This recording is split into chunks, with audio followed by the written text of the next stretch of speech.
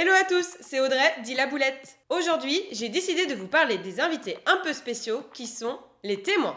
Tout d'abord, parlons des conditions pour être témoin et du nombre de témoins que vous pouvez choisir. À la mairie, vous pouvez avoir au maximum 4 témoins. Attention, 2 chacun, il va falloir commencer à savoir partager avec votre conjoint. Une seule condition pour vos témoins, ils doivent être majeurs. Pour la cérémonie religieuse à l'église, vous avez un peu plus de marge de manœuvre. Enfin, normalement. Sur les registres, vous aurez au maximum 4 témoins d'enregistrer dessus. Mais il est possible d'en faire signer plus, même si leur nom n'est pas indiqué sur le registre. Pour mon mariage à l'église, j'avais moi 3 témoins. Normalement, pour la cérémonie religieuse, les témoins n'ont pas l'obligation d'avoir 18 ans. Pour toute question, je vous conseille tout de même de vous rapprocher du prêtre qui vous mariera le jour J.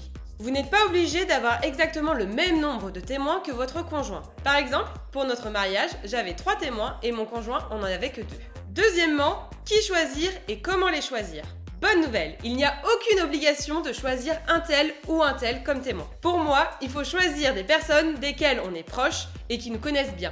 Ça peut être des frères, des sœurs, des amis ou même un cousin, une cousine. Si vous avez du mal à choisir, pas de panique, il y a toujours des solutions. Par exemple, vous pouvez avoir des témoins différents entre la mairie et les cérémonies laïques ou religieuses. Ça double les possibilités. Et si vraiment vous n'arrivez pas à choisir, vous pouvez toujours utiliser le joker, demoiselle d'honneur et garçon d'honneur. Pour moi, ils ont les mêmes rôles que témoins, mais ils ne signent juste pas les registres. Ce n'est peut-être pas important pour certains. Mais alors, quel est le rôle des témoins? Pour moi, les témoins ont en charge 2 actions principales. Tout d'abord, ils doivent organiser le VJF ou le VG. En toutes lettres, enterrement de vie de jeune fille ou enterrement de vie de garçon. Petit message pour les futurs témoins sur ce sujet. Je vous conseille d'organiser une fête sans trop ridiculiser les mariés. N'imposez pas des choses que vous n'aimeriez pas vous-même. Nos témoins ont respecté ce précepte et j'ai adoré mon EVJF, j'en garde que des bons souvenirs. La deuxième tâche principale des témoins, selon moi, est de gérer les animations et les discours lors du repas. Par exemple, ils peuvent organiser la sortie de l'église avec le lancer de fleurs, ou planifier les discours des parents et des amis lors du repas. Vous pouvez bien sûr leur donner d'autres attributions si vous le souhaitez. Par exemple, ils peuvent lire des textes lors de vos cérémonies laïques ou religieuses, ou encore conduire la voiture des mariés. Faites la répartition des tâches en fonction de vos besoins, mais aussi en fonction des goûts et des compétences de vos témoins. N'imposez rien à vos témoins s'ils n'ont pas de plaisir à le faire. Un mariage réussi repose également sur la bonne humeur de vos invités. Enfin, parlons du dernier point, la tenue des témoins. Depuis quelques années, il est de plus en plus courant d'imposer la tenue à ses témoins. Cela peut être une bonne idée pour les photos de groupe et l'homogénéité des couleurs.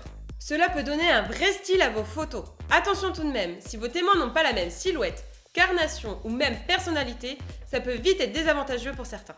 Il ne faudrait pas que vos témoins soient mal à l'aise le jour du mariage. Si vous voulez absolument que vos témoins soient de la même couleur, je vous conseille de faire appel à une couturière. Vous pouvez ainsi choisir le tissu. Attention à la couleur pour qu'elle aille à tout le monde. Et demandez à vos témoins de choisir le modèle de la robe. Je vous avoue que pour mon mariage, je ne voulais pas imposer une tenue à mes témoins. Je voulais qu'elles soient fières des tenues qu'elles avaient elles-mêmes choisies. Et pour les photos, cela ne m'a pas embêtée, car de toute façon, on ne choisit pas la tenue de tous les invités. En plus, je suis sûre que mes témoins vont reporter cette tenue pour un autre mariage ou pour une autre occasion. Et à ce moment-là, elles se rappelleront de notre mariage. Si vous ne voulez pas imposer une tenue à vos témoins, mais voulez un petit quelque chose qui les différencie des autres invités, je vous conseille de passer par un accessoire. Par exemple, pour les garçons, vous pouvez prendre une cravate ou un nœud papillon de la même couleur. Et pour les filles, un bracelet coloré ou une broche. Je pense parler dans une prochaine vidéo de la relation qu'on a eue avec nos témoins tout au long de la préparation de notre mariage. Si vous avez des questions par rapport aux témoins et à leur rôle, n'hésitez pas à écrire en commentaire toutes vos questions. Pour ne pas rater mes prochaines vidéos, n'oubliez pas de vous abonner et de cliquer sur la petite cloche. À bientôt!